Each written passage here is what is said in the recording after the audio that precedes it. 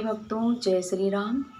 आज हम सुनाएंगे गीता प्रेस कल्याण पत्रिका से प्रकाशित कृपानुभूति से रक्ष माम पाहि माम मंत्र का असर। भक्तों, ये सच्ची कथाएं हैं और ये अनुभव की कथाएं हैं। ये लिख के भेजी है प्रहलाद पांडे जी ने। ये घटना काफ़ी पुरानी है।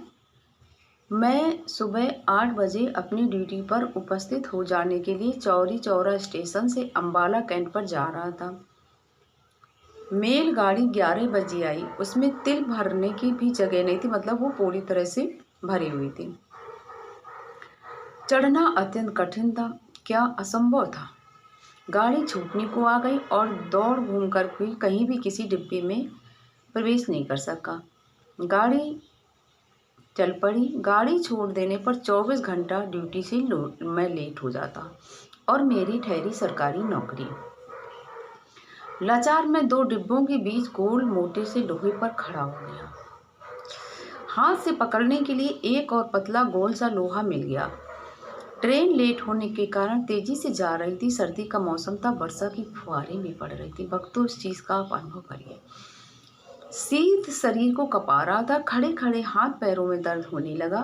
लगभग 20 किलो सामान के साथ शरीर को संभाले रखना अब मेरे लिए अत्यंत कठिन हो रहा था। लगता था कि किसी भी क्षण में गिर जाऊंगा। लेकिन परिवार का मैं एकमात्र सहारा था। मैं एक और परिवार की चिंता से दूसरी और अपने जीवन की समाप्ति की आशंका से मैं त्रस्त हो रहा था।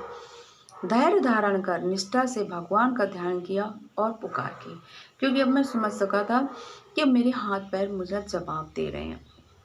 तब मैंने मन ही मन राम राघव राम राघव राम राघव रक्ष माम, कृष्ण केशव कृष्ण केशव कृष्ण केशव पाहि माम। ऐसे समय भगवान की कृपा के सिवा अन्य और कौन सहारा दे सकता था। धैर्य मानव धर्म के 10 धर्मों में प्रथम धर्म है।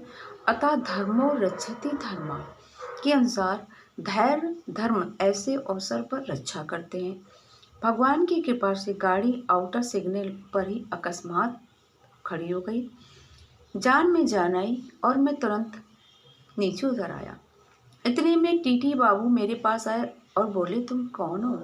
क्यों रात को इधर इधर घूम रहे हो? मैंने अपनी कहानी उन्हें कैसे सुनाई। उन्हें दया आ गई और उन्होंने मेरे को अपने साथ चलने को कहा। मैं उनके साथ हो लिया। उन्होंने मुझे सिटिंग कोच में सुरक्षित स्थान पर बैठा दिया। मैं आराम से अम्बाला पहुंच गया।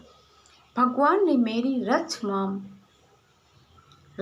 राम राघव रक्ष माम, राम राघव रक्ष माम, कृष्ण केशव कृष्ण केशव पाहि माम की पुकार सुन ली थी। धन्य भगवान और धन्य उनकी करुणा। अगर ट्रेन नहीं रुकती तो मेरे कह रहे भैया कि मेरे हाथ जवाब दिए गए थे, मैं किसी भी क्षण गिर सकता था। ये होती भगवान की कृपा और मंत्रों का प्रभाव। बोलिए जय श्री राम।